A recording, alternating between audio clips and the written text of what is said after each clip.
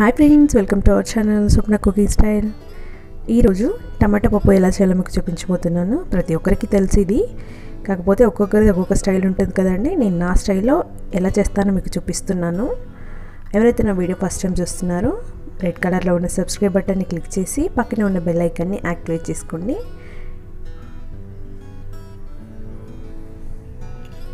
ముందుగా ప్రాసెస్ అనేది చూద్దాము.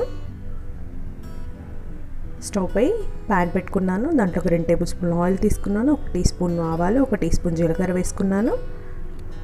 ఇవి చిటపట అన్నాక దీంట్లోకి వెల్లుల్లి రెబ్బల్ని చిదిమి వేసుకున్నాను. ఒక ఎండుమిర్చి వేసుకుంటున్నాను. ఇప్పుడు దీంట్లోకి కట్ చేసి పెట్టుకున్న పచ్చిమిర్చి ఒక 10 వరకు తీసుకున్నానండి. మీ స్పైసీనెస్ని బట్టి మీరు తీసుకోవచ్చు.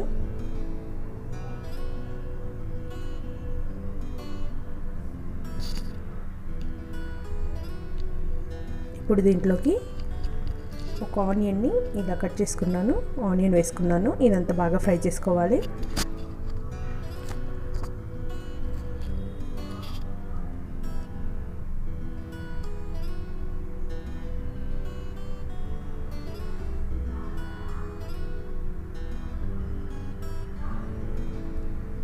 ఇప్పుడు దీంట్లోకి కొంచెం కరివేపాకు యాడ్ చేస్తున్నాను. అంతా ఒకసారి బాగా కలుపుకోవాలి. ఇదంతా బాగా ఫ్రై చేసుకోవాలి. ఇప్పుడు దీంట్లోకి కొంచెం ఇంగువ యాడ్ చేస్తున్నాను. నేనైతే పప్పులలో ఇంగువ వాడతానండి. హెల్త్కి కూడా మంచిది కదా. మీకు ఇది ఇంట్రెస్ట్ లేకపోతే స్కిప్ చేయొచ్చు. ఇదంతా బాగా కలుపుకోవాలి.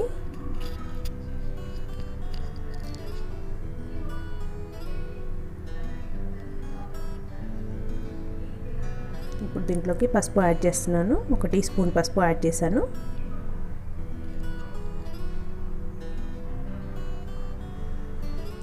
పప్పుని ఒక హాఫ్ అన్ అవర్ బిఫోరే నేను శుభ్రంగా కడిగి నానబెట్టుకున్నానండి. ఇప్పుడు ఆ పప్పుని ఈ పోపులో వేసి బాగా ఫ్రై చేసుకోవాలి. పప్పు ఆయిల్లో ఫ్రై చేయడం వల్ల టేస్ట్ బాగుంటుందండి. ఇలా ఒక 5 మినిట్స్ మనము దీన్ని ఫ్రై చేసుకోవాలి. ఇప్పుడు దీంట్లోకి అల్లం వెల్లుల్లి పేస్ట్ యాడ్ చేస్తున్నాను. అల్లం వెల్లుల్లి పేస్ట్ మనం ముందుగా వేస్తే అడగంటుతుంది కదండి, పప్పు సరిగా వేగదు. అందుకే చివర్లో వేస్తున్నాను నేను. ఇదంతా బాగా కలుపుకొని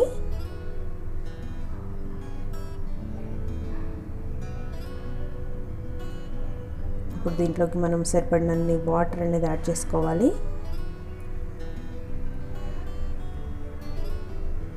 నేనైతే 3 కప్స్ వాటర్ యాడ్ చేశానండి. ఇప్పుడు ఒక 2 టమాటోస్ని ఇలా కట్ చేసుకొని వేసుకుంటున్నాను. ఇదంతా బాగా కలుపుకొని పప్పు మరి మెత్తగా ఉడకకూడదండి, మరి వక్కలుగా కూడా ఉండకూడదు. మీడియంలో ఉడకాలి మనకి పప్పు అనేది. నేను చివరిలో మీకు చూపిస్తాను పప్పు ఎలా ఉడకాలనేది, ఉడికిందనేది. ఇప్పుడు దీంట్లోకి మనకు సరిపడిన వాటర్ యాడ్ చేసుకొని ఇంకా మూత పెట్టేసుకొని ఒక 15 to 20 మినిట్స్ మధ్యలో మనం దీన్ని ఉడికించాలి. స్లో ఫ్లేమ్లోనే పెట్టాలండి.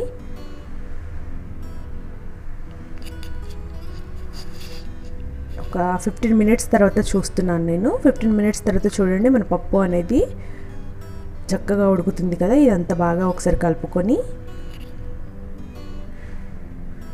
చూడండి, పప్పు ఈ విధంగా ఉడికితే సరిపోతుంది. అంటే మన పప్పు రెడీ అయిపోయినట్టే. ఇంకా ఇప్పుడు దీంట్లోకి సాల్ట్ అనేది యాడ్ చేసుకోవాలి.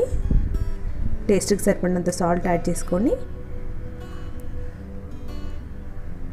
1 teaspoon dhania powder, 1 teaspoon garam masala add చేశాను. టేస్ట్ బాగుంటుందండి ఈ మసాలాలు వేసుకోవడం వల్ల. ఫ్లేవర్ కూడా చక్కగా వస్తుంది. ఇదంతా బాగా కలుపుకోవాలి.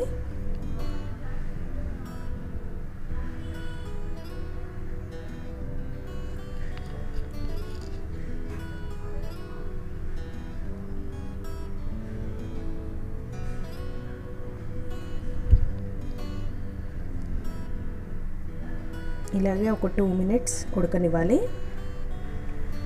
ఇప్పుడు మూత పెట్టేసుకొని మరొక 2 మినిట్స్ మనము దీన్ని పప్పు ఉడకించుకుందాము. ఇప్పుడు 2 మినిట్స్ తర్వాత చూస్తున్నాను, పప్పు అనేది మనకి ఆల్మోస్ట్ రెడీ అయిపోయిందండి.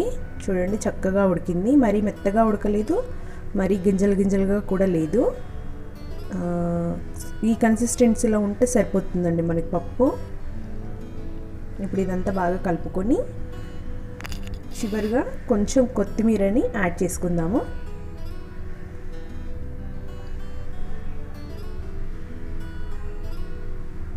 కొత్తిమీర యాడ్ చేసి అంత బాగా కలుపుకోవాలి.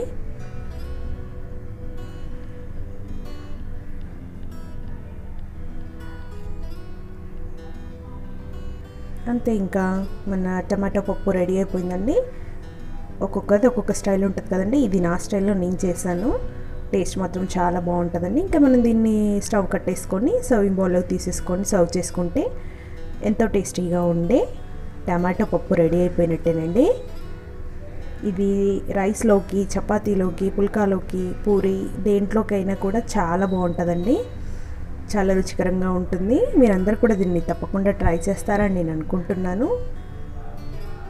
నా వీడియో కనుక మీకు నచ్చినట్లయితే ఒక లైక్ కొట్టండి, అలాగే మీ ఫ్రెండ్స్కి షేర్ చేయండి, అలాగే కామెంట్స్ పెట్టండి. అలాగే నా ఛానల్ మరిన్ని వీడియోస్ కోసం నా ఛానల్ సబ్స్క్రైబ్ చేసుకోండి, నన్ను సపోర్ట్ చేయండి. Thank you for watching my video.